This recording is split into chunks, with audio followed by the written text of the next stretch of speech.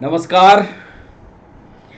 मैं doctor Ramanivas Sharma Raman YouTube channel पर सभी व्यूअर्स का, सभी लर्नर्स का केमिस्ट्री के इस विशेष सेशन में बहुत बहुत स्वागत है। इसके पहले वाला सेशन बच्चों फिजिक्स का था। फिजिक्स पर हमने 15 सवाल आपके सामने रखे, उन सभी सवालों का डिस्कशन भी किया। सभी सवालों पर आपके कमेंट भी हमको मिले, जिसमें एक कमेंट फोकस दूरी वाला था। फोकस दूरी पर एक फार्मूला लिखा था हमने। फोकस दूरी जैसा कि आप जानते हो डायोप्टर में निकाली जाती है। एक बच्चे का मैसेज आया कि सर फोकस दूरी तो आपने लिखा, पहले उस प्रश्न का जवाब आपको दे दें। तो उस फोकस दूरी में हमने लिखा था 1/f बराबर 1/f1 प्लस 1/f2, और ये फोकस दूरी डायोप्टर में पूछी थी। चूंकि फोकस दूरी दो लेंसों की सेंटीमीटर में लिखी हुई थी, इसलिए डायोप्टर में जो दूरी निकाली जाती है वो मीटर में होती है। इसलिए हमने एक एक की जगह, यहाँ एक एक की जगह जब फोकस दूरी निकाली है तो 100 लिखा है, क्योंकि नीचे सेंटीमीटर में था। इसलिए उस बच्चे ने सवाल पूछा था, राकेश ने, कि सर यहाँ 100 कैसे आया है। तो 100 इसलिए लिखा कि इसको सेंटीमीटर में कन्वर्ट करना था, तो ये 100 इस पर लिखा और 100 इस पर लिखा। बस ये सवाल आगे भी जो हमको ध्यान आते जाएंगे आपके कमेंट सेक्शन से, वो हम आपको जवाब देते जाएंगे। आज का जो सेशन है बच्चों, वो हमारा केमिस्ट्री का सेशन है।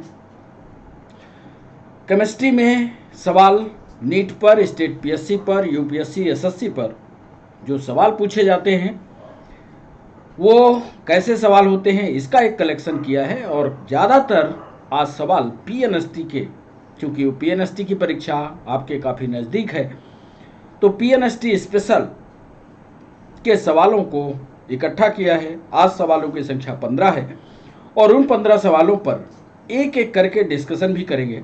पहले कोशिश करेंगे कि आप उन सवालों को करें। 1 मिनट का समय देंगे और 1 मिनट के समय में यदि आप कर पाते हैं तो ठीक, नहीं कर पाते तो जब हम पूरे के पूरे 15 सवाल आपसे पूछ लेंगे और वापस उत्तर बताने आएंगे, तो हर सवाल का, जैसे पहले के वीडियो में डिस्कशन करते आए हैं, वैसे ही डिस्कशन का पेज आज भी लगा है। हर सवाल का डिस्कशन भी करेंगे। बच्चों, जब आप क्लास में लाइव हों, जैसा कि ये हमारी क्लास आज की ठीक शाम को 5 बजे लाइव होगी, जब आप हमारे साथ लाइव हों तो पूरी ईमानदारी और तन्मयता के साथ क्लास को अटेंड करें। ये क्लास छोड़ करके जाने की और फिर आकर के कमेंट सेक्शन में सवाल पूछने की आदत छोड़ दें। जब आप लाइव हों तो लगातार लाइव रहें और हमसे सवाल पूछें। साइंस और टेक्नोलॉजी का कहीं का भी सवाल हो, आप पूछेंगे, हम उसका जवाब कमेंट सेक्शन में देंगे।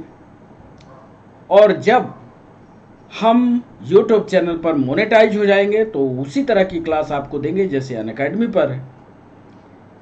तो इसलिए चैनल को सब्सक्राइब करना, चैनल को शेयर करना, चैनल को लाइक करना मत भूलिएगा। केमिस्ट्री के इस डीप डिस्कशन सेशन में हम सवालों की शुरुआत करें उसके पहले फिर आपको एक बार याद दिला दें, जब आप सेशन में हमारे साथ जुड़े तो लगातार जुड़े रहें।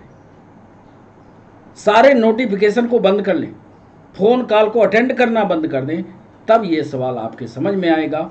चलिए, पहला सवाल आपके स्क्रीन पर, पीएनएसटी स्पेशल का ये पहला सवाल, नीट का ये पहला सवाल आपके स्क्रीन पर ये रहा।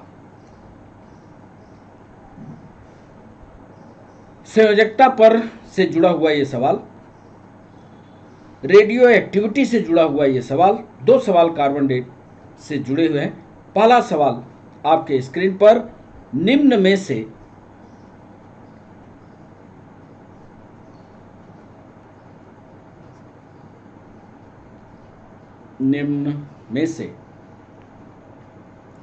किसे कार्बन डेटिंग, किसे कार्बन डेटिंग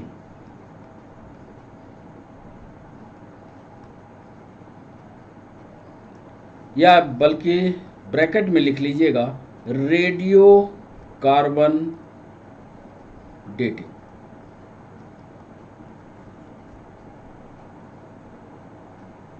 निम्न में से किसे कार्बन डेटिंग पद्धति में उपयोग किया जाता है?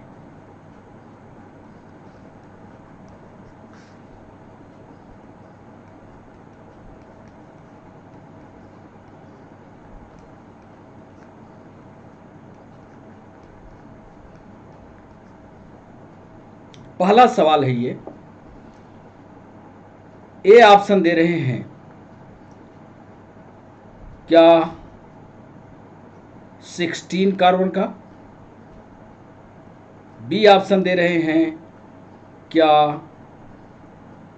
20 कार्बन का, सी ऑप्शन दे रहे हैं क्या 14 कार्बन का, और डी ऑप्शन दे रहे हैं इनमें से कोई भी नहीं। सीधा और सरल सवाल है। रेडियो केमिस्ट्री, रेडियो एक्टिविटी की केमिस्ट्री आपने पढ़ा होगा, कार्बन डेटिंग की प्रोसेस पढ़ी होगी। सीधा और सरल सवाल है कि निम्न में से किसी कार्बन डेटिंग में पद्धति में उपयोग किया जाता है। ऐसा सवाल नीट ने भी पूछा और 2016 में पीएनएसटी ने यह सवाल पूछा है। आप सही जवाब कीजिए और सही जवाब आप कमेंट सेक्शन में भेजिए। और जब 15 सवाल हो जाए तो 15 सवालों का पूरी एक लिस्ट बना करके हमको बताइए कि आपसे कितने सवाल बने, आपकी तैयारी कितनी है, क्या आपने इसकी थ्योरी पढ़ ली है। मान लीजिए यदि आपने उसकी थ्योरी नहीं पढ़ी है तो कमेंट सेक्शन में हमें बताइए, हम उसकी थ्योरी भी आपको पढ़ाएंगे। तो ये था हमारा पहला सवाल। पहले सवाल को डिस्कशन के लिए हमने पेज लगाया है, इसका पूरा डिस्कशन लिखेंगे, थ्योरी भी आपको पढ़ाएंगे। बच्चों, दूसरा सवाल आपके स्क्रीन पर ये रहा। दूसरा सवाल है, कार्बन परमाणु में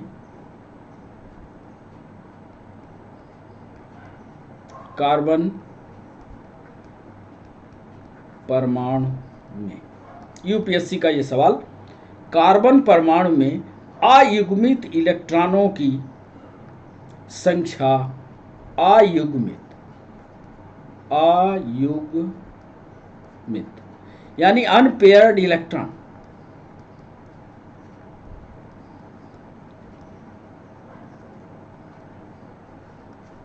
की संख्या। हमारे साथ बहुत सारे बच्चे जुड़ चुके होंगे इंग्लिश मीडियम वाले भी। कोशिश करिए, आप इतनी तो इंग्लिश आप कर लेते होंगे, जो टर्मिनोलॉजी है उसकी अंग्रेजी हम बताने की कोशिश करते हैं।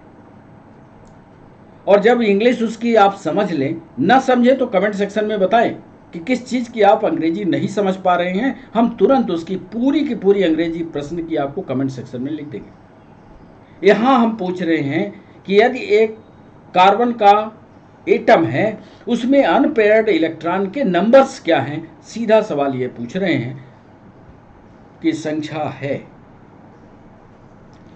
अब यदि आपने इलेक्ट्रॉनिक विन्यास, अर्हीनियस का इलेक्ट्रॉनिक सिद्धांत, बोरबरी का परमाणु मॉडल, ये सारे थ्योरी आपने पढ़ी होगी तो ही उत्तर बनेगा।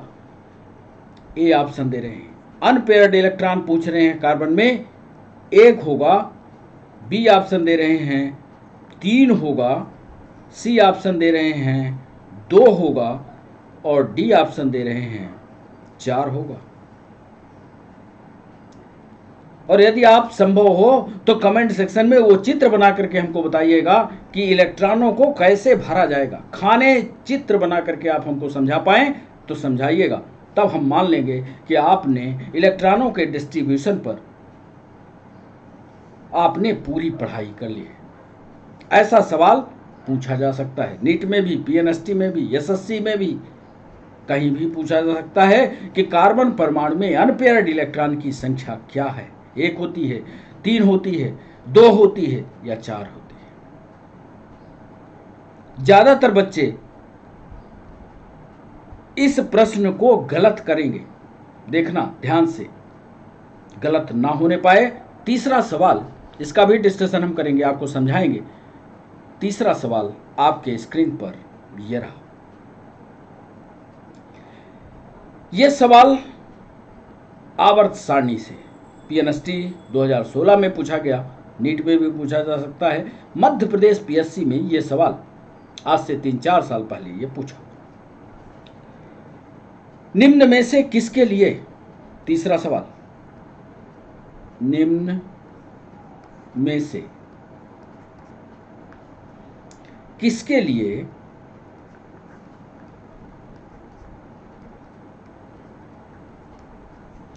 आयनाइजेशन पोटेंशियल, अंग्रेजी वाले बच्चे, आयनन विभव, आयनाइजेशन पोटेंशियल, ये अभी थोड़े ही समय पहले जब केमिस्ट्री का सेशन लेकर के आए थे तो आयनाइजेशन पोटेंशियल क्या होता है ये हमने पढ़ाया था। निम्न में से किसके लिए आयनन विभव निम्नतम है, लोएस्ट है, निम्नतम है। निम्न में से किसके लिए आयनन विभव निम्नतम है। अक्सर हमारे पास मैसेज जो है चेतना ठाकुर के हैं, सर इंग्लिश बताइए इसकी। फिर कह रहे हैं चेतना समझो इस प्रश्न को, इतनी तो हिंदी अंग्रेजी कर लोगी कि निम्न में से किसके लिए आयनन विभव निम्नतम है, लोएस्ट आयनाइजेशन पोटेंशियल किसका है, सिर्फ ये समझो। ए ऑप्शन दे रहे हैं, अक्रिय गैसों का है, यानी इनर्ट गैसेस का है, इनर्ट गैसेस का है या अक्रिय गैसों का है।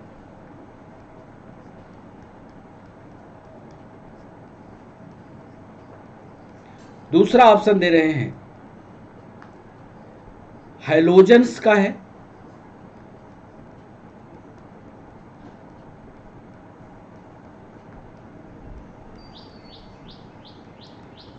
तीसरा ऑप्शन दे रहे हैं क्षार धातुओं का है,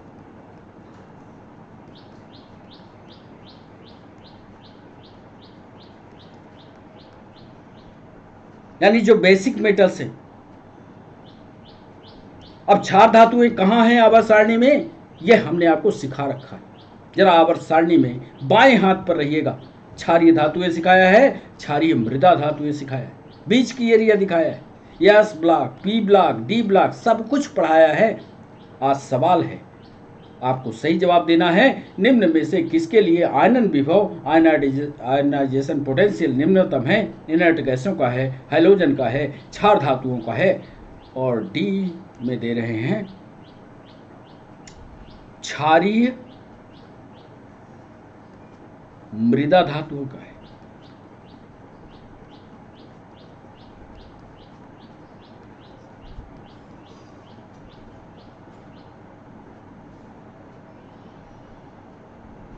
बेसिक अर्थ मेटल्स का है, आपको बताना है, इनर्ट गैसों का है, हैलोजन का है। आवर्त सारणी आप सामने रख लीजिए, तभी ये जवाब बनेगा। आयनाइजेशन पोटेंशियल की पहले परिभाषा समझिएगा और तब उत्तर कीजिएगा, यहां भी गड़बड़ मत कीजिएगा। तीसरे सवाल पर इसका भी डिस्कशन हम आपको समझाएंगे। बच्चों चौथा सवाल, चौथा सवाल एक अभिक्रिया नीट ने दिया। अब इस अभिक्रिया में एक तत्व को हम छिपा करके रखेंगे, आपको उस तत्व का नाम बताना है। पीएनएसटी में भी सवाल हो सकता है। ये अभिक्रिया लिख रहे हैं चौथे सवाल पर, अभिक्रिया ध्यान से देखिएगा, अभिक्रिया 4m plus 8Cn plus 2H2O plus O2 is equal to 4m। अर्थ समझ रहे होंगे आप, Cn2 प्लस 4OH में ये रासायनिक क्रिया हमने लिखी, और लिखने का एक रासायनिक क्रिया है। आपके केमिस्ट्री में अक्सर ये सवाल नीट में पूछा गया, कई बार ये सवाल पूछा गया है। यम के बारे में आपको बताना है, ये यम क्या है। इस रासायनिक क्रिया में यम, इस यम के बारे में पूछ रहा है। में यम है,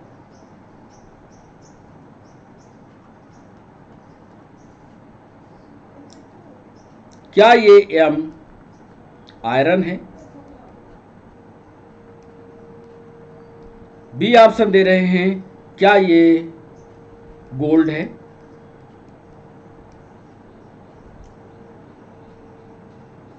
क्या ये जिंक है? और डी ऑप्शन दे रहे हैं, क्या ये कॉपर है? ये यम क्या है? यदि रासायनिक क्रियाओं के प्रकार को आपने पढ़ा होगा ईमानदारी से, देखिए सवाल कठिन नहीं आएंगे। आपकी परीक्षा में पूछा गया सवाल ही पूछ रहे हैं, इसलिए आपकी तैयारी थ्योरी पर जरा गंभीरता से कर लेना। अभिक्रिया लिखा 4m + 8cn + 2h2o + O2 = 4mCN2 + 4OH। विलयन में OH आयन बाहर आ गया। यम को बताना है आपको, यम क्या है? क्या वो आयरन है? क्या वो गोल्ड है? क्या वो जिंक है? फिर से आपको याद दिला दें, हो सकता है आपको इसके प्रतीक पता ना हो, तो ये भी लिख देते हैं। सही उत्तर का जवाब कीजिए चौथे सवाल का। नहीं बनेगा फिर रासायनिक क्रिया लिखेंगे, समझाएंगे।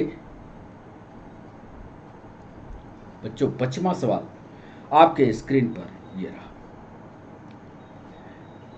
यह सवाल एसिड और बेस से हमने निकाला। हो सकता है आपके, यदि आपने एसिड और बेस पढ़ा होगा तो यह सवाल बनेगा। यह सवाल यूपीएससी ने एक बार दूसरे तरीके से पूछा है, हमने तरीके को सरल किया है। जरा जवाब दीजिएगा। वह प्रजाति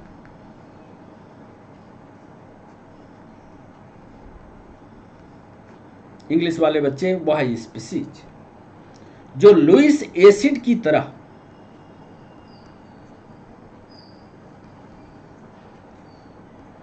लुईस एसिड की तरह व्यवहार करती है,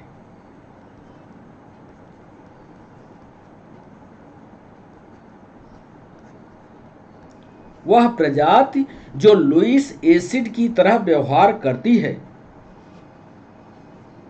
लेकिन बड़ा इंपॉर्टेंट सवाल है, अक्सर इसको अपवाद वाले पॉइंट पर हम पढ़ते हैं।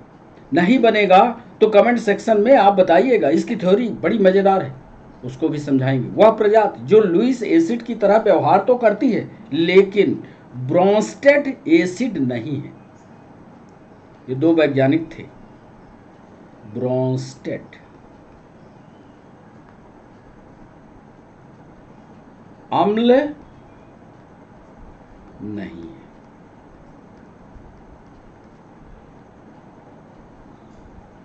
क्या हो सकता है? ए ऑप्शन दे रहे, क्या वह ऑक्सीजन? क्या वह BF3? क्या वह OH? क्या वह NH2 है? यदि आपने ब्रोंस्टेड और लारी के सिद्धांत को पढ़ा होगा, उत्तर बनेगा। यदि आपने ब्रोंस्टेड लारी के नियम को नहीं पढ़ा होगा तो उत्तर वहां से ही निकाला गया है। जरा पढ़ने की कोशिश कीजिएगा यदि नहीं पढ़ा होगा। नहीं बनेगा, डिस्कशन का पेज यहां भी लगा है, इसको भी हम समझाएंगे। और जब आप क्लास में आए तो लगातार हमारे साथ बने रहें, ताकि आपके दिमाग में उसकी एनालिसिस चलती रहे। यदि आप प्रश्न के साथ समय देंगे, उत्तर जरूर निकलेगा। 6वां सवाल बच्चों आपके स्क्रीन पर यह रहा। बेकिंग सोडा होता है, बेकिंग सोडा होता है। यह रहा सवाल। क्या होता है? ए ऑप्शन दे रहे हैं, Na2CO3 सोडियम कार्बोनेट है, सोडियम सल्फेट है, Na2SO4 है।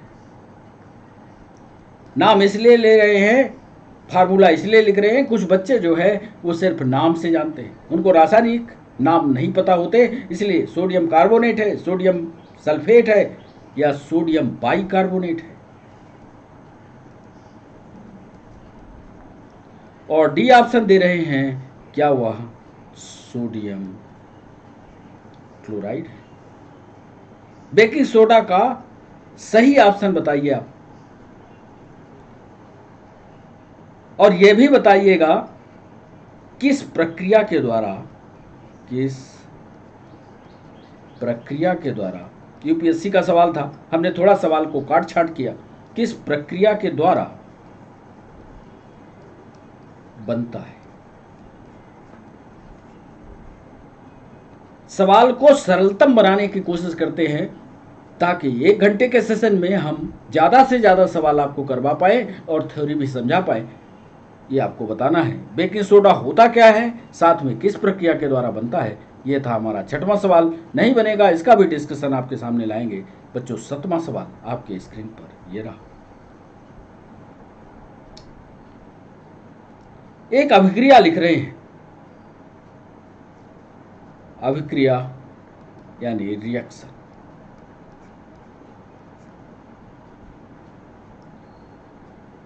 C2H2 समझ गए होंगे, एसेटिलीन। ये गैस के फॉर्म में है। इसकी क्रिया हम कराने जा रहे हैं ऑक्सीजन के साथ, वो भी गैस रूप में होगी, लेकिन ऑक्सीजन की मात्रा ध्यान से देखिएगा 5/2 ऑक्सीजन जो गैस के रूप में है। जब दोनों की आपस में क्रिया कराया तो हमें परिणाम क्या मिला, ये भी लिख देते हैं। 2CO2 गैस बनी प्लस पानी का वाष्प रूप बना। यहां पर जो ऊष्मा का परिवर्तन है, सवाल को समझिएगा, का ऊष्मा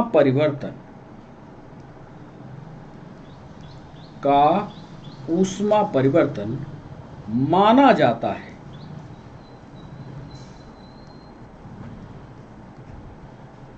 ये जो ऊष्मा में चेंज होगा, जब ये आपस में क्रिया करेंगी, ये कार्बन डाइऑक्साइड बन जाएगी, ये पानी बन जाएगा, तो ऊष्मा में परिवर्तन होगा। इस रासायनिक क्रिया में ऊष्मा में कुछ परिवर्तन होगा। ये ऊष्मा का परिवर्तन आप क्या मानोगे? क्या ये मेल्टिंग हीट कहोगे? क्या यह गलन की ऊष्मा है? अंग्रेजी वाले बच्चे लफड़ा मत करना, सवाल का जवाब ना दो, कहा दो इंग्लिश में नहीं था इसलिए जवाब नहीं दे रहे। कोशिश करो। मेल्टिंग हीट है क्या वो? दूसरा, क्या वह कंबस्चन हीट है, दहन ऊष्मा है? क्या वह इवापोरेशन हीट है, बाष्पन, वेपोराइजेशन हीट, बाष्पन ऊष्मा है?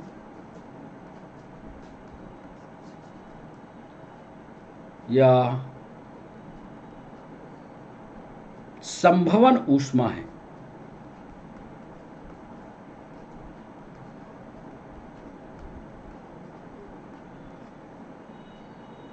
ये जो ऊष्मा में परिवर्तन हुआ, हम देखना, सवाल को समझ लेना, जो ऊष्मा का परिवर्तन है,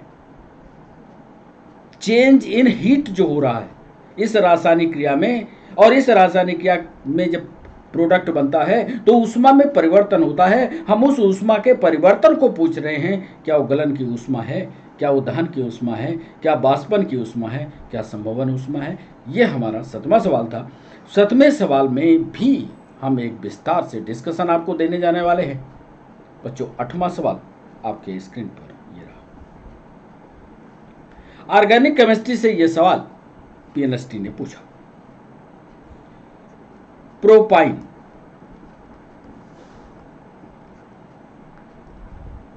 पानी के साथ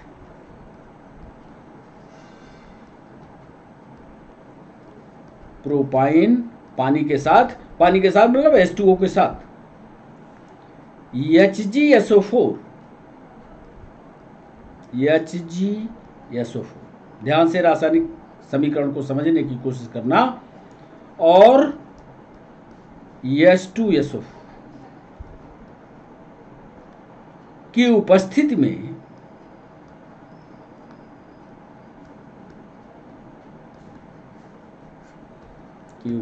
में अभिक्रिया करके देता है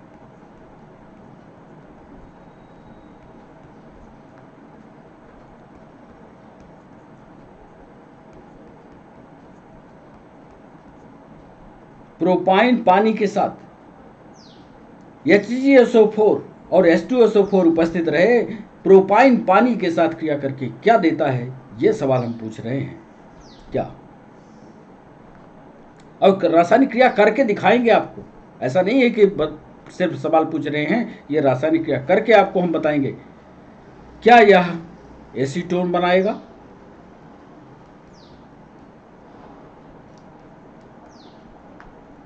क्या ये एस्टल्डिहाइड CH3CHO बनाएगा। सी ऑप्शन दे रहे हैं, क्या यह मिथाइल एसीटेट बनाएगा। और डी ऑप्शन दे रहे हैं, क्या यह CH3COOH बनाएगा, एस्टिक एसिड बनाएगा। क्या यह एसीटोन बनाएगा, क्या यह CH3CHO बनाएगा, क्या यह मिथाइल एसीटेट बनाएगा, क्या यह CH3COOH बनाएगा। इस रासायनिक समीकरण को 1 मिनट का हम समय दे रहे हैं। प्रोपाइन को पानी के साथ रिएक्ट करवा लीजिए, HgSO4 H2SO4 उपस्थित है, क्या बनता है ये बता दीजिए। नहीं बनेगा तो इसके लिए भी हमने डिस्कशन का पेज नंबर 8 लगाया है, क्वेश्चन नंबर 8 लगाया है, इस पर भी डिस्कशन करेंगे। बच्चों 9वां सवाल आपके स्क्रीन पर यह रहा। मध्य प्रदेश पीएससी में एक सवाल ये पूछा गया, पूछने का उसका तरीका कुछ टेढ़ा था, हमने उसको साधारण भाषा में लिखा है, पर आप उस टेढ़े तरीके से हो सकता है उत्तर ना दे पाते, हम उसको सवाल को सीधे तरीके से आपसे पूछ रहे हैं। सामान्य टेबल लवण का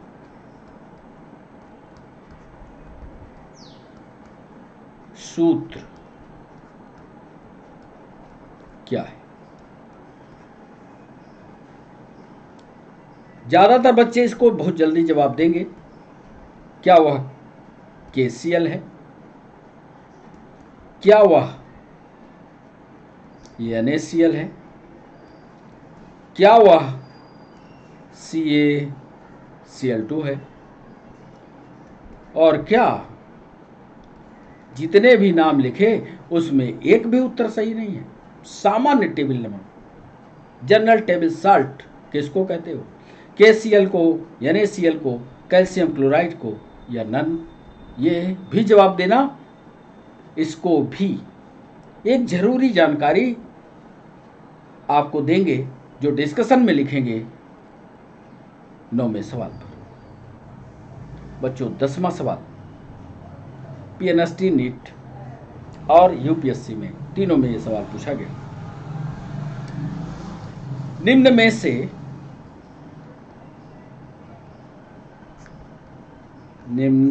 से कौन सी गैस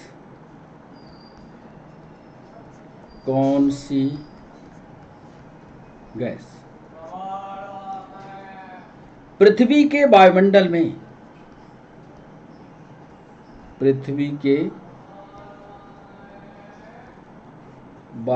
में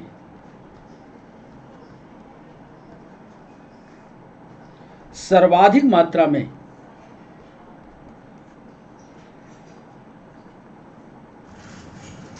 मैक्सिमम अमाउंट में। इंग्लिश वाले बच्चे जरा इसकी भाषा को समझना। कौन सी गैस पृथ्वी के वायुमंडल में सर्वाधिक मैक्सिमम अमाउंट में सर्वाधिक मात्रा में पाई जाती है?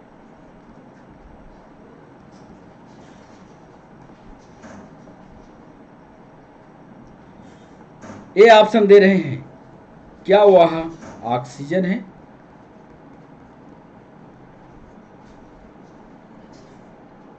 क्या वह नाइट्रोजन है? इसका भी डिस्कशन करेंगे। यदि आपको आता होगा कि कौन सी गैस कितनी मात्रा में है तो आप कमेंट सेक्शन में लिखिएगा। बाकी तो डिस्कशन पर आएंगे तो सारे के सारे गैसों के पर सवाल पूछे गए हैं, इसलिए 10वें सवाल के साथ 3-4 प्रश्न आपके सॉल्व करेंगे हम। ऑक्सीजन है, नाइट्रोजन है, आर्गन है, या डी ऑप्शन दे रहे हैं, क्या वो क्लोरीन है? निम्न में से कौन सी गैस पृथ्वी के वायुमंडल में सर्वाधिक मात्रा में पाई जाती है? यह हमारा सवाल है। क्या वो ऑक्सीजन है, क्या वो नाइट्रोजन है, क्या वो आर्गन है, क्या वो क्लोरीन है? सही जवाब करने की कोशिश करिएगा। बल्कि यदि आपको पता होगा कि कौन सी गैस कितनी मात्रा में है, क्या परसेंटेज है, ये भी बताइएगा, क्योंकि अलग अलग कॉम्पिटिटिव एग्जाम में सभी गैसों का परसेंटेज पूछा गया है। तो आपका तैयार हो जाएगा, कमेंट सेक्शन में बताइएगा। इसको विस्तार से डिस्कस करेंगे हम 10वें सवाल को। बच्चों 11वां सवाल आपके स्क्रीन पर यह रहा। पॉलीमराइजेशन से जुड़ा हुआ ऑर्गेनिक केमिस्ट्री का यह सवाल, 11वां सवाल। निम्नलिखित में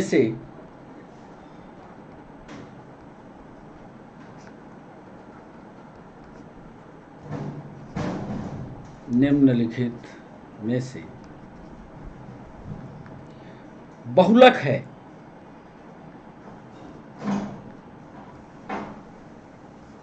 पॉलीमराइज कंपाउंड है ये, जिसको हम कहते हैं रेयान, धागे होते हैं इसके। निम्नलिखित में से बहुलक रेयान बनाने में प्रयुक्त होता है?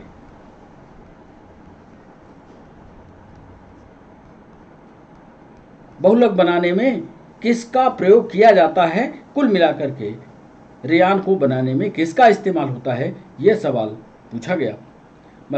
स्टेट पीएससी में आया है, छत्तीसगढ़ में भी आया है, झारखंड पीएससी में भी ये सवाल आया है, राजस्थान पीएससी में भी पूछा गया है। निम्नलिखित में से कौन सा बहुलक या रेयान बनाने में प्रयुक्त होता है?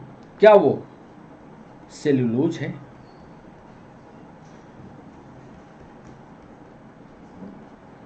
बी ऑप्शन दे रहे हैं, क्या वह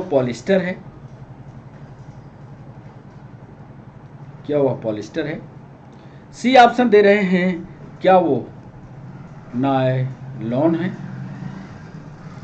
और डी ऑप्शन दे रहे हैं, क्या वो स्टार्च है? कौन सा बहुलक है जिसके बहुत सारे, अब बहुत पॉलीमराइजेशन क्या होता है इसकी परिभाषा आपको आनी चाहिए। बहुत सारे छोटे छोटे कण जब एक साथ जुड़ करके कोई संरचना, कोई कंपाउंड बनाते हैं तो उसको पॉलीमर कहते हैं। रेयान जो है छोटे छोटे टुकड़ों से जुड़ करके एक complex structure, complex chemical compound बन जाता है।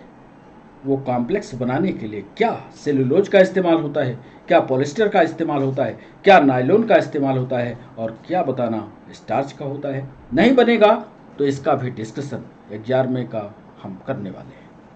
बच्चों 12वां सवाल आपके स्क्रीन पर ये रहा। पीएनएसटी और नीट में ये पूछा गया सवाल, 12वें सवाल पर करने की कोशिश कीजिएगा। यदि आपने संयोजकता पढ़ी होगी, इलेक्ट्रॉन का डिस्ट्रीब्यूशन पढ़ा होगा, तो यह सवाल बनेगा 12वां सवाल। आयरन 3- में अनपेयर्ड या अयुग्मित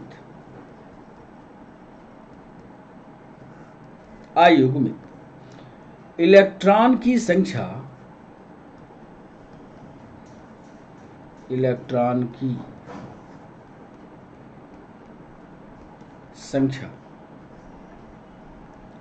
होगी? ये 12वां सवाल है। क्या ये इलेक्ट्रॉन की संख्या, ए ऑप्शन दे रहे हैं क्या 2 है, बी ऑप्शन दे रहे हैं क्या इसकी संख्या 3 है, सी ऑप्शन दे रहे हैं क्या इसकी संख्या 5 है। क्या यदि आपने electronic distribution S P D F सारी शर्तों को हमने पढ़ाया है, इसके पहले जो वीडियो हमारे डले हुए हैं उसमें इलेक्ट्रॉनों का डिस्ट्रीब्यूशन एस कक्षा में, पी कक्षा में, डी कक्षा में, ये सब कुछ पढ़ा है। उन सारे सेशन को आपको पढ़ लेना चाहिए, ये आपकी जिम्मेदारी है। यदि पढ़ लोगे तो इन तरह के सवालों को आप कर पाओगे। तो आयरन 3 अनपेयर्ड इलेक्ट्रॉन की संख्या कितनी होगी? 2 होगी, 3 होगी, 5 होगी, या डी ऑप्शन दे रहे हैं 1 होगी।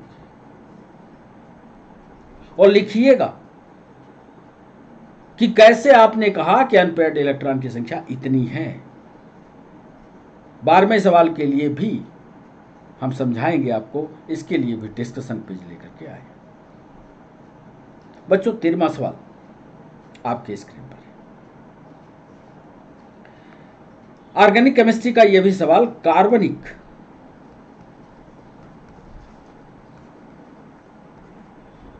यौगिकों की शुद्धता, केमिकल कंपाउंड की प्योरिटी से जुड़ा हुआ सवाल है। कार्बनिक यौगिकों की शुद्धता, हिंदी करेक्ट करिएगा, शायद ऐसा शू होगा।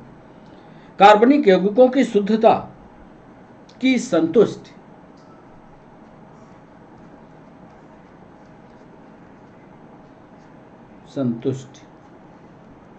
की जाती है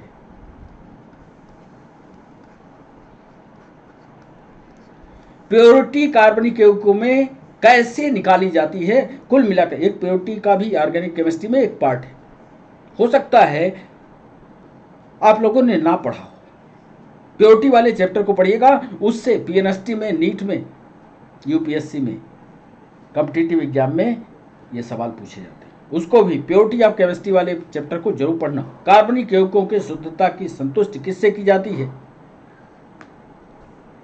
क्या गला करके किया जाता है, या क्या मेल्टिंग प्रोसेस पर किया जाता है, या कह लीजिए क्या उसके गलनांक पर की जाती है,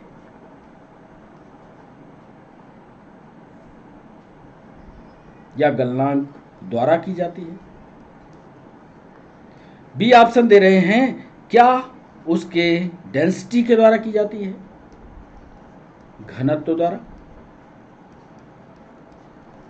सी ऑप्शन दे रहे हैं क्या उसके मॉलिक्यूलर वेट के द्वारा की जाती है, अणुभार के द्वारा, मॉलिक्यूलर वेट के द्वारा की जाती है। और डी ऑप्शन दे रहे हैं क्या वो वाटर में घुलनशीलता या विलेयता के द्वारा। सॉल्वेबिलिटी इन वाटर, कार्बनिक यौगिकों की शुद्धता की संतुष्टि क्या सॉल्वेबिलिटी इन वाटर के द्वारा की जाती है? थोड़ा सा कठिन सवाल है। यदि आपने ऑर्गेनिक केमिस्ट्री के बेसिक प्रिंसिपल्स को पढ़ा होगा तभी ये जवाब बनेगा। जल में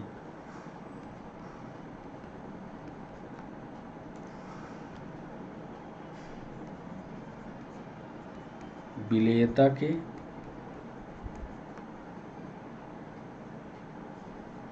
द्वारा की जाती है। सवाल था कार्बनिक यौगिकों की प्योरिटी की संतुष्टि किससे करोगे? गलनांक। इनऑर्गेनिक केमिस्ट्री में तो बहुत सारे प्योरिटी टेस्ट करने के लिए, सोना टेस्ट करना हो, तांबा टेस्ट करना हो, उसके लिए आप जानते हो। यहाँ पर सवाल ऑर्गेनिक केमिस्ट्री का है, ऑर्गेनिक कंपाउंड का है, उसकी शुद्धता कैसे जानोगे? गलनांक के द्वारा, घनत्व के द्वारा, मॉलिक्यूलर वेट के द्वारा, या जल में विलेयता के द्वारा की जाती है। इसका भी डिस्कशन 13वें सवाल का हम लाएंगे। 14वां सवाल,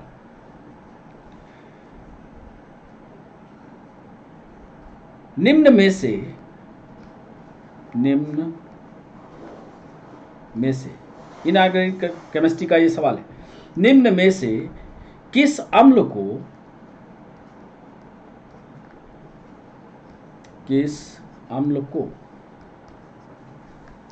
दुर्बल अम्ल माना जाता है।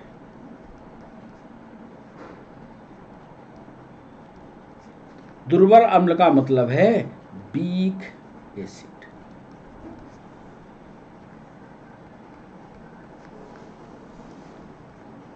निम्न में से किसको दुर्बल अम्ल माना जाता है? क्या वह सल्फ्यूरिक एसिड है? क्या वह फास्फोरिक एसिड है? क्या वह हाइड्रोक्लोरिक एसिड है? और क्या वह बैटरी वाला एसिड है?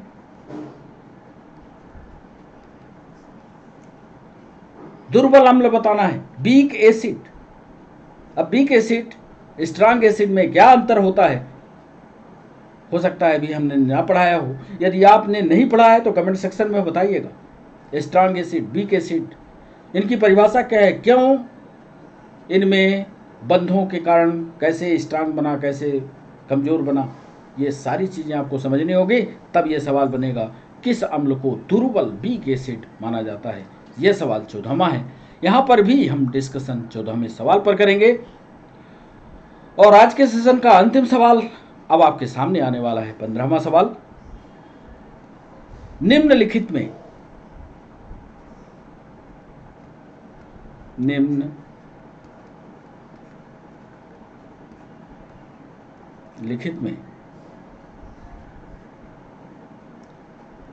दुर्बलतम क्षार,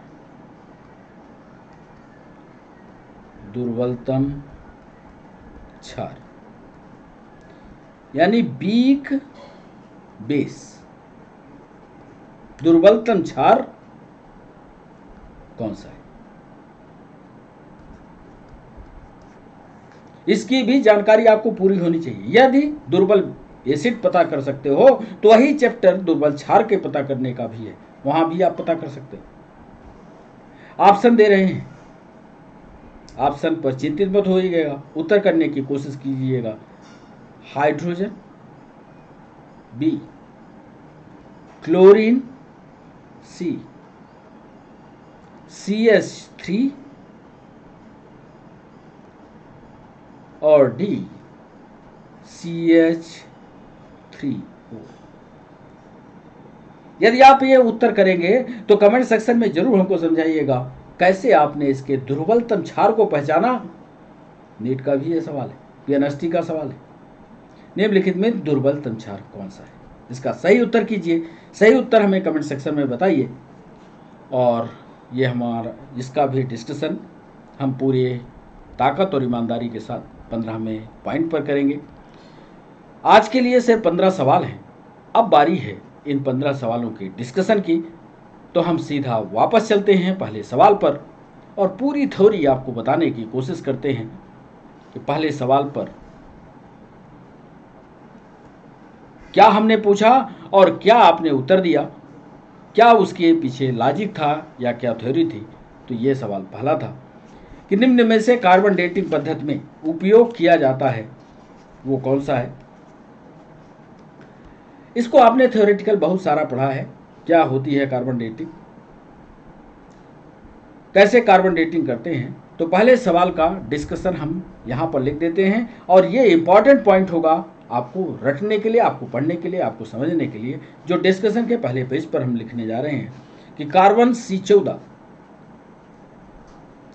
कार्बन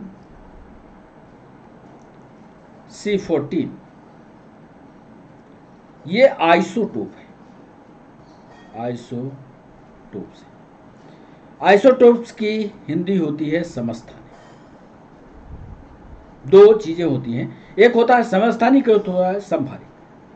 समस्थानिक में परमाणु क्रमांक समान होते हैं और समभारिक में या आइसोबार में परमाणु भार समान होते हैं। C14 जो होता है वो समस्थानिक है, यानी परमाणु क्रमांक समान होते हैं। आइसोटोप को या समस्थानिक को रेडियो कार्बन पद्धति में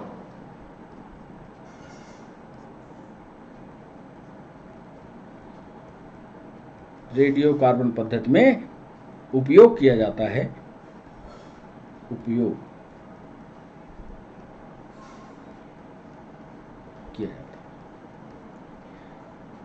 है। ये सवाल तो उसका था, किसका? जो सवाल हमने पूछा। C14 को ढूंढ लेते हैं साहब, ये इसका सही जवाब। अब C14 का ही उपयोग क्यों होता है, कार्बन 14 का ही उपयोग क्यों होता है, यह सवाल यूपीएससी ने पूछा था। हम चाहते हैं कि उसकी भी थ्योरी आपको बता दें, सिद्धांत क्या है उसके पीछे ये बता दें। तो दूसरे पॉइंट में उसका सिद्धांत ये भी लिखे देते हैं कि चूंकि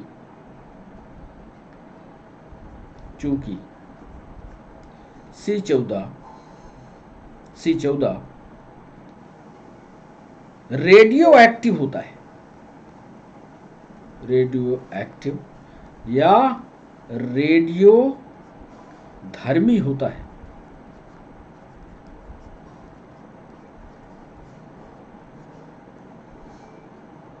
इसलिए इसका उपयोग किया। अब आप इसकी पूरी थ्योरी को आप समझ गए। C14 आइसोटोप है। 3-4 जानकारी आपके डिस्कशन में ऑब्जेक्टिव आपके लिए तैयार करेगी कि एक आइसोटोप है, रेडियो कार्बन पद्धति में इसका उपयोग किया जाता है, और तीसरा चूंकि ये रेडियो एक्टिव है, रेडियो सक्रिय है, रेडियो धर्मी है, इसलिए इसका उपयोग किया जाता है। चलिए दूसरा सवाल हमने पूछा कि कार्बन परमाणु में अयुग्मित अनपेयर्ड इलेक्ट्रॉन की संख्या क्या है। तो सबसे पहले तो ये दे दें कि बहुत सारे बच्चों ने 4 कहा कमेंट सेक्शन में। हम इसकी सही जानकारी आपको दे दें, अयुग्मित की संख्या 2 होती है। कैसे 2 होती है, आइए इसका डिस्कशन करते हैं। लिख भी ले, कार्बन परमाणु में अनपेयर्ड इलेक्ट्रॉन की संख्या 2 है। अब 2 कैसे है ये भी हम आपको समझाने वाले हैं। इतना तो आप समझ गए। परमाणु क्रमांक, परमाणु भार हमने लिख दिया। अब जरा इसका इलेक्ट्रॉनिक डिस्ट्रीब्यूशन करते हैं। इलेक्ट्रॉनिक डिस्ट्रीब्यूशन के लिए चैम्बर बनाते हैं। यह आपने केमिस्ट्री में पढ़ा होगा। यह पहला कक्ष जो हमने बनाया ये फर्स्ट S स्क्वायर का था। इसके बाद कौन सा चैम्बर बनाएंगे बच्चों? इसके बाद सेकंड S स्क्वायर बनाएंगे, और फिर इसके बाद आपको याद आता होगा तो P वाला चैम्बर बनेगा जिसको 2P स्क्वायर कहेंगे, और यहां पर चैम्बर की संख्या 1, 2 और 3। अब चलिए इलेक्ट्रॉनों का डिस्ट्रीब्यूशन कर दें। हमने पूछा है जरा कार्बन परमाणु में अनपेयर्ड इलेक्ट्रॉन जो जोड़े में नहीं है।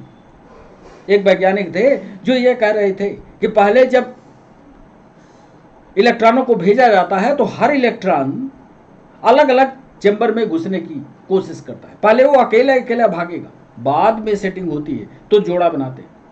नहीं तो यदि उनको अकेला अकेला घर मिल जाए तो अकेले पर जाते हैं। इस पर एक बेहतरीन वीडियो बनेगा। यदि आपके समझ में नहीं आया होगा इलेक्ट्रॉन का डिस्ट्रीब्यूशन तो आप हमें कमेंट सेक्शन में बताना।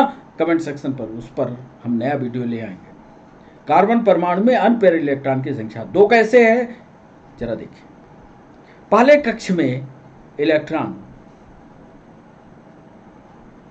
हो गए साहब, दूसरे कक्ष में ये नियम है तो 2, 2, 4। अब हमारे पास इलेक्ट्रॉनों की संख्या बच गई कितनी? 4 हो गए तो बचे 2। अब ये 2 इलेक्ट्रॉन क्या करेंगे? अब 2 इलेक्ट्रॉन अलग अलग चैम्बर में घुसेंगे। ये जोड़ा नहीं बनाते। चाहिए था कि जैसे इधर जोड़ा बना था, चूंकि इनके पास खाली कमरा बचा है तो इसलिए अलग अलग चले जाते हैं, इसीलिए ये दोनों अनपेयर्ड कहलाते हैं, जोड़ी नहीं बनाते, जोड़ी नहीं बनाते। बच्चों समझ में आ गया? कमेंट सेक्शन में लिखते रहना। कार्बन परमाणु में अनपेयर्ड इलेक्ट्रॉन की संख्या 2 होगी, ये एक नियम है। तो वो जब तक खाली कक्षा रहेगी, खाली चैम्बर रहेगा, तब तक उनकी पूरी कोशिश, पूरी ताकत रहती है कि हम अलग अलग चैम्बर में रहें, फैल के रहें, जोड़ा ना बने।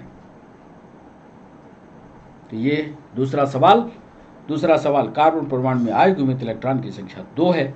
बहुत सारे बच्चों ने कहा होगा, साफ संयोजकता का उत्तर मार दिया होगा 6, ऐसा नहीं।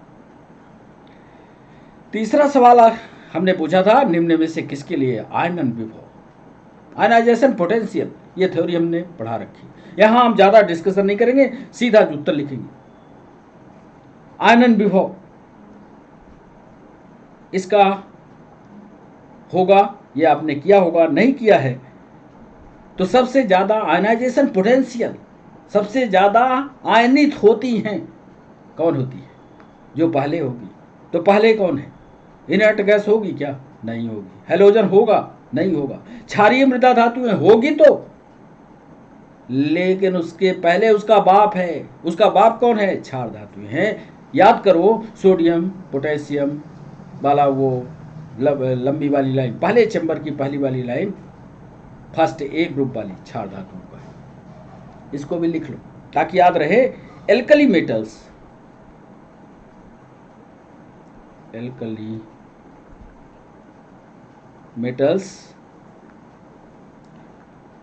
या क्षार धातुएं,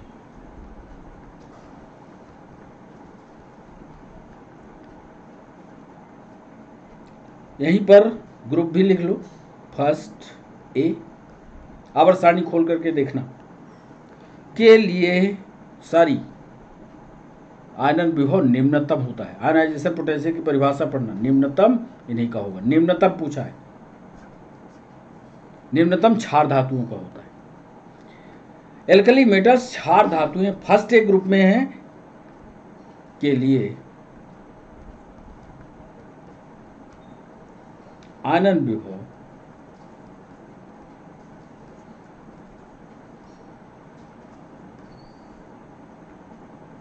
निम्नतम होता है।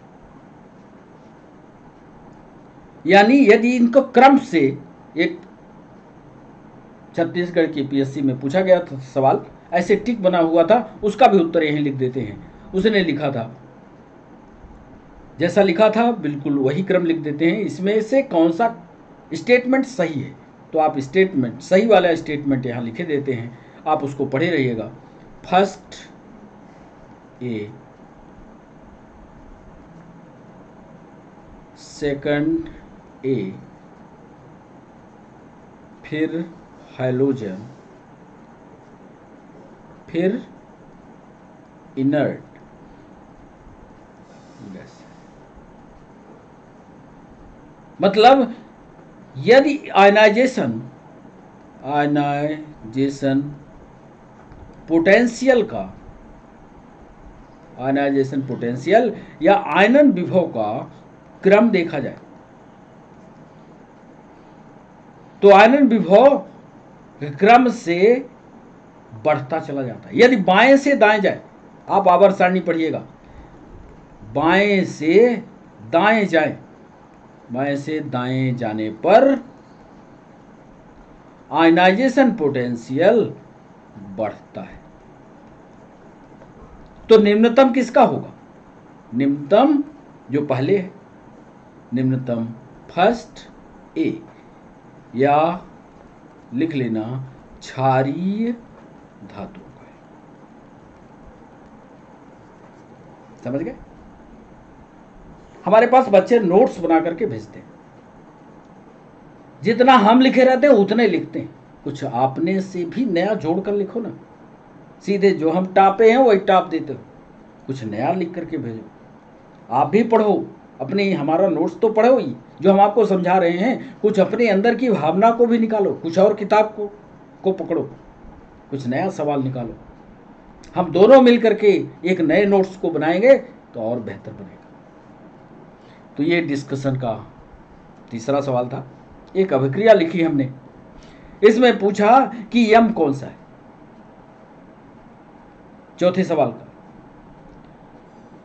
अब इस अभिक्रिया में यम जो है वो सोना होगा। कैसे होगा ये अभिक्रिया हम लिख करके आपको दिखा देते हैं। 4Au plus 8Cn plus 2H2O plus 2H2O plus O2। ये जब रासायनिक क्रिया हुई तब बनता है 4Au।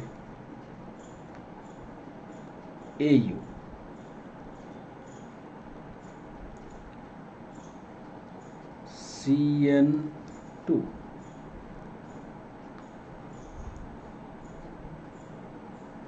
प्लस 4। तो ये जो यहां पर हमने यम लिखा था, इस रासायनिक क्रिया को अपने बुक में ढूंढना, कोशिश करना और फिर हमें मैसेज करना कि ये कौन सी रासायनिक अभिक्रिया थी, कौन एक विशेष रासायनिक अभिक्रिया थी जिसको हमने आपसे सवाल के रूप में पूछा है। ये यम जो है वो विशेष रासायनिक अभिक्रिया है। बच्चों, 5वां सवाल, वह प्रजाति जो लुईस एसिड की तरह व्यवहार तो करती है लेकिन ब्रोंस्टेड एसिड नहीं है। 5वां सवाल, और इसका सही जवाब है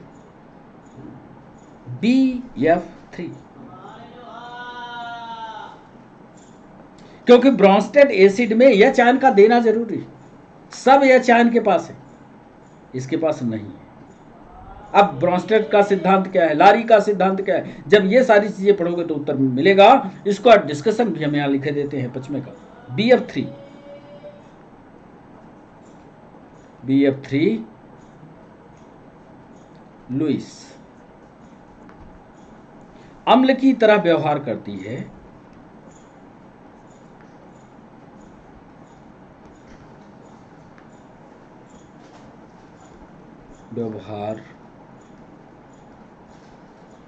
है, क्योंकि कारण भी लिखे देते हैं, क्योंकि लोन पेयर ऑफ इलेक्ट्रॉन,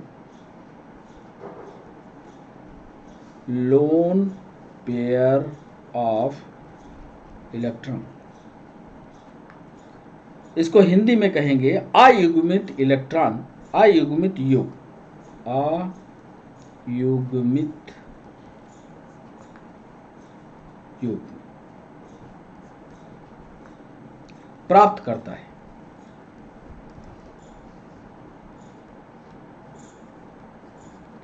चूंकि ये अनपेयर्ड इलेक्ट्रॉन प्राप्त करता है इसलिए एसिड हुआ।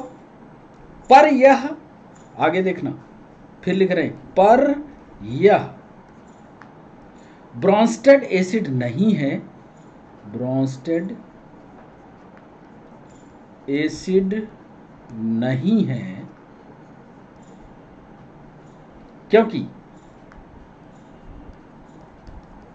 अब तो उत्तर समझ गए होंगे, क्योंकि H आयन नहीं देता। कैसा लगा सवाल? बड़ा बढ़िया सवाल था। ये ब्रोंस्टेड एसिड है BF3, लेकिन इसके पास H नहीं है, और ब्रोंस्टेड कहते हैं कि जो H आयन देगा वही ब्रोंस्टेड एसिड है, इसलिए फार्मूला यहां पर लैग कर गया, और ये ब्रोंस्टेड एसिड नहीं हो सकता क्योंकि H आयन देता ही नहीं। 6वां सवाल, लेकिन सुडा इसका डिस्कशन करें उसको पहले ही बता दें, आप भी बता चुके होंगे कमेंट सेक्शन में कि साहब ये सोडियम बाइकार्बोनेट है, माना, इतना तो आप जानते हो, लेकिन ये बता दो मेरे बच्चों कि ये प्रक्रिया कौन सी है, किस प्रक्रिया के द्वारा बनता है, नहीं पता। वही प्रक्रिया हम आपको बताने वाले हैं कि ये भी लिख दें कि baking soda NaHCO3 bicarbonate, sodium bicarbonate है, एक बात।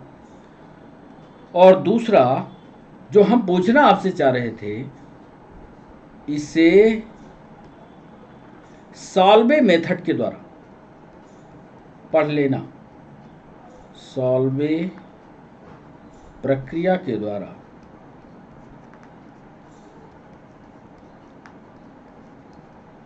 बनाया। केमिस्ट्री वाले बच्चों, केमिस्ट्री को और गहराई से पढ़ो, और कठिन सवाल पूछता है। बेकिंग सोडा सोडियम बाइकार्बोनेट है, इसे सॉल्वे प्रक्रिया के द्वारा बनाया जाता है। तो यह था हमारा 6वां सवाल। अब 7वां सवाल, एक रासायनिक क्रिया हमने लिखा, सभी में गैस फॉर्म में बने, इसमें ऊष्मा का परिवर्तन हुआ, और ये जो ऊष्मा के परिवर्तन थी, ये सवाल हमने पूछा कि इसमें ऊष्मा का परिवर्तन, बताओ जरा क्या लिखा आप लोगों ने 7वें सवाल पर। जो भी आपने जवाब दिया होगा, यहाँ पर जब एसिटिलीन ऑक्सीजन के साथ मिलती है इतनी मात्रा में, तो आग लग जाती है, आग लगती है, यानी कुल मिलाकर के दहन होता है। और या जो ऊष्मा में परिवर्तन होता है वो कहलाता है कंबस्शन, हीट, दहन ऊष्मा कहलाती है। और लिख लो फार्मूला, जब किसी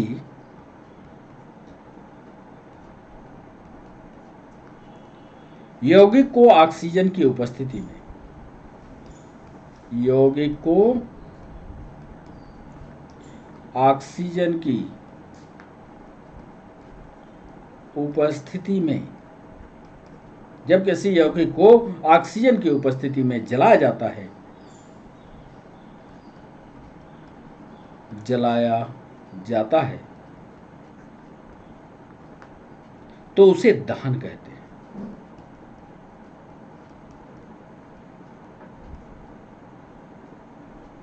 दहन कहते हैं। जैसे कोई मरते हैं तो उनको ऑक्सीजन खुले एरिया में आग लगा करके जलाई जाती है, बंद एरिया कर दी जाए तो आग नहीं जलती है, यानी ऑक्सीजन की उपस्थिति दहन के लिए आवश्यक है। खासकर चीता जब जलाते हैं तब उसके लिए खुले में आग अच्छी पकड़ती है और मृत शरीर जो है जलता है। तो जब किसी यौगिक को ऑक्सीजन की उपस्थिति में जलाया जाता है तो उसे दहन कहते हैं। इसी दहन को बताते बताते एक बात याद आ गई। हमारी जो एक प्री स्टूडेंट है जो हमारे साथ अनअकैडमी और यूट्यूब पर भी है, सपना भदौरिया, उसके एक भतीजा था, वो नहाने गया, नहाने के वक्त वो पानी में डूबा और दुखद उसके भतीजे की मृत्यु हो गई। बड़ा कष्ट लगा। इसके पहले के सेशन में उसने बताया था, और हम सब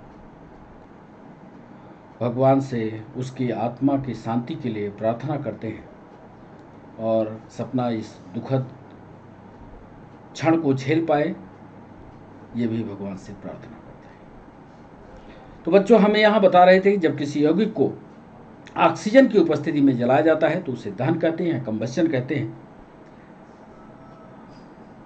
अतः इस अभिक्रिया का ऊष्मा परिवर्तन, अतः इस अभिक्रिया का ऊष्मा परिवर्तन, अतः इस अभिक्रिया का ऊष्मा परिवर्तन दहन ऊष्मा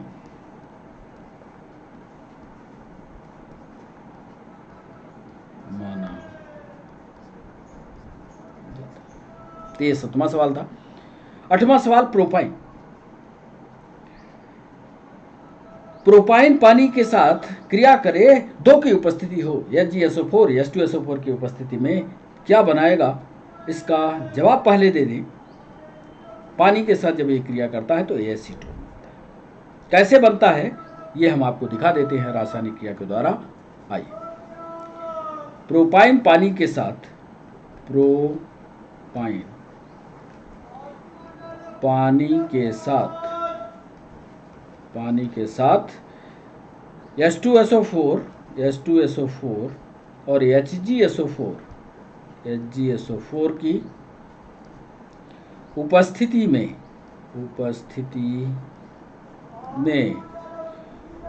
अभिक्रिया करके रासायनिक क्रिया भी लिखेंगे, चिंता मत करो, अभिक्रिया कर एसीटोन बनाता है, कैसे अभिक्रिया करता है? CH2C ट्रिपल बॉन्ड, प्रोपाइन का फार्मूला देखो, क्योंकि 3 बंध का होना प्रोपाइन की विशेषता है। आप लोगों ने केमिस्ट्री में पढ़ा होगा। पीएनएसटी वाले बच्चे जरूर इस बात को, ऑर्गेनिक केमिस्ट्री के प्रश्नों को, ऑर्गेनिक केमिस्ट्री को जरा गंभीरता से पढ़ लेना, उससे जुड़े हुए सवाल आएंगे, पक्का आएंगे। इस रासायनिक अभिक्रिया में 2 चीजों की उपस्थिति, H2SO4 और HgSO4 दोनों की उपस्थिति में क्या बना देख लेना, मिला लेना। ये है CH3 और डबल बॉन्ड लगा करके O लगा देते हैं। ये जो प्रोडक्ट बनता है यही कहलाता है एसीटोन। नीट में भी पूछा गया है सवाल, 8वां सवाल जो आप देख रहे हो। प्रोपाइन पानी के साथ ही HgSO4 H2SO4 की उपस्थिति में अभिक्रिया करके एसीटोन का निर्माण करता है। सामान्य टेबल नमक का सूत्र क्या होता है? यह 9वां सवाल है। सामान्य टेबल नमक का उत्तर आप जानते हो, लिख चुके होगे आप कि सोडियम क्लोराइड है जो खाते हो। इसमें एक जरूरी जानकारी हम जो लिखना चाहते हैं, एक तो सोडियम क्लोराइड है, ये तो उत्तर हुआ। जो इसमें हम लिखना चाहते हैं, इसमें इनमें कुछ मात्रा में, याद रखना, कुछ मात्रा में कैल्शियम क्लोराइड CaCl2 और MgCl2 मैग्नीशियम क्लोराइड भी उपस्थित होता है। ये इंपॉर्टेंट है। यूपीएससी ने सवाल पूछा था कि सोडियम क्लोराइड में सिर्फ सोडियम क्लोराइड है। दूसरा ऑप्शन दिया था कुछ मात्रा में कैल्शियम क्लोराइड मैग्नीशियम क्लोराइड भी होता है, कि दोनों नहीं होते। याद रखना, इसका ऑप्शन होगा सोडियम क्लोराइड तो है, पर इसमें कुछ मात्रा में कैल्शियम क्लोराइड और मैग्नीशियम क्लोराइड भी होता है। 10वें सवाल पर आना। सर्वाधिक, ये तो आपने उत्तर दे दिया होगा कि इसका साफ नाइट्रोजन उत्तर है, पर हमने कहा था आप ऑब्जेक्टिव में लिखना, हम भी लिखे देते हैं। पृथ्वी के वायुमंडल में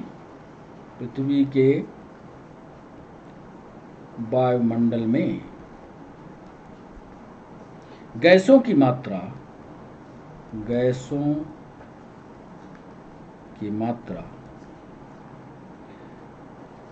नाइट्रोजन कितनी है साहब? 78%। ऑक्सीजन की कितनी है? 21%। और अन्य गैसों में लिख लेना, अन्य गैसें बहुत कम मात्रा में पाई जाती है। 11वां सवाल था कि निम्नलिखित में बहुलक रेयान बनाने में क्या प्रयोग किया जाता है? पॉलीमराइजेशन की प्रक्रिया पढ़ लेना 11वें सवाल का। और 11वें सवाल में पॉलीमराइजेशन की प्रक्रिया जब करोगे तो आपको उत्तर यहाँ मिलेगा 11वें सवाल का कि सेलुलोज है कि पॉलिस्टर है कि नायलॉन है कि स्टार्च है। तो 11वें सवाल में आपको जो जवाब मिलेगा वो होगा सेलुलोज। कैसे होगा ये भी लिखे देते हैं। बहुलक रेयान को थोड़ा घुमाते हुए उसने पूछा था, रेयान को कृत्रिम रेशम भी कहते हैं। एक जानकारी तो ये अपने पास रखना। और दूसरी जानकारी ये रखना कि इसमें पॉलीमराइजेशन की प्रक्रिया में सेलुलोज का इस्तेमाल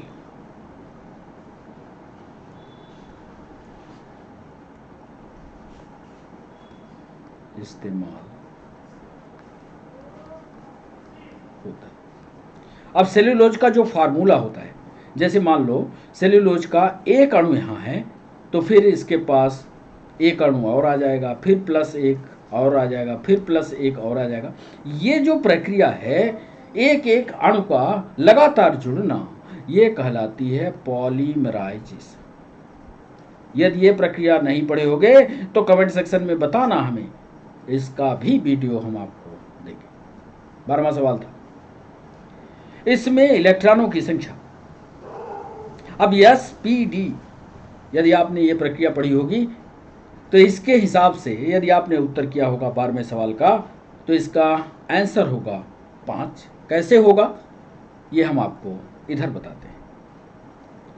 Fe+3 का इलेक्ट्रॉनिक कन्फिग्रेशन कैसा होता है ये देख लो। फर्स्ट s2 होगा, सेकंड s2 होगा, 2p6 होगा, 3s²। अब ये क्रम आपको आना चाहिए, और 3p6। इसको पढ़ लेना, अपने बुक जो हो आपके पास उसको पढ़ो, कैसे इलेक्ट्रॉन का डिस्ट्रीब्यूशन। अब यदि इसका इलेक्ट्रॉनिक डिस्ट्रीब्यूशन बनाओगे तो कुछ इस तरह,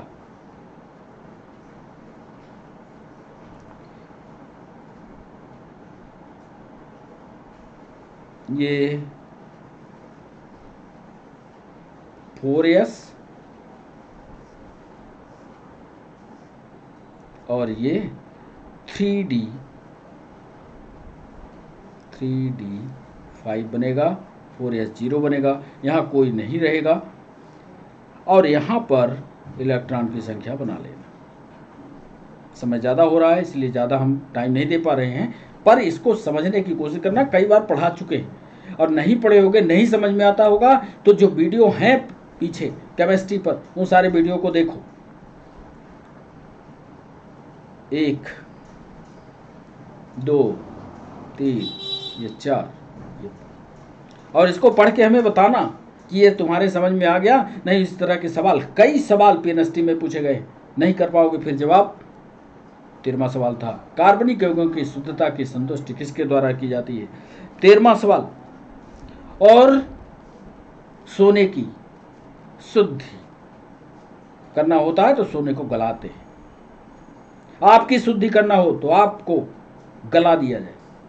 क्या आप मेहनत करते हो कि नहीं करते हो, संघर्ष करते हो कि नहीं करते हो, गलना पड़ता है। उसी तरह से कार्बनिक यौगिकों की भी शुद्धता गलनांक के द्वारा पता लगती है, याद कर लेना। अब विस्तार से फिर कभी बताएंगे। 14वां यहां लिख लेना, गलनांक, गलनांक से या मेल्टिंग पॉइंट से। 14वां सवाल है, निम्न में से किस अम्ल को दुर्बल अम्ल माना जाता है। 14वां सवाल, इसमें सबसे दुर्बल अम्ल है फास्फोरिक एसिड। कैसे दुर्बल अम्ल है ये लिख देते हैं। S3PO4 दुर्बल अम्ल माना जाता है। जबकि एक चीज तो ये लिख दिया, दूसरी जरूरी जानकारी, जबकि H2SO4 HCl बैटरी एसिड है, बैटरी अम्ल है।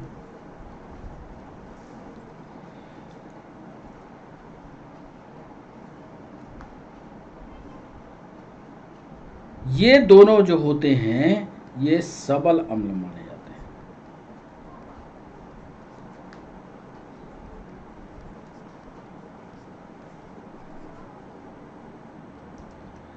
15वां और आज के सेशन का अंतिम डिस्कशन, निम्नलिखित में दुर्बलतम क्षार कौन सा है? कॉन्जुगेट एसिड, ये लिखना जरूरी है। फिर उत्तर इसका बताते हैं।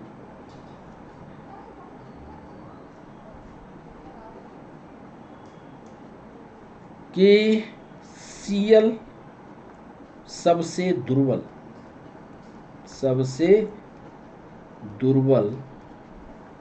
क्षार है। इसको समझो, जिस क्षार का, एक लाइन ये लिखा, दूसरी लाइन ये भी ऑब्जेक्टिव था, जिस क्षार का या बेस का कॉन्जुगेट एसिड यानी संयुग्मी अम्ल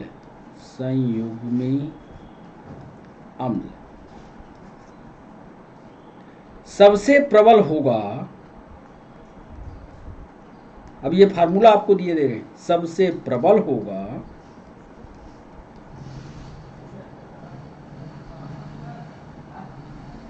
वो क्षार सबसे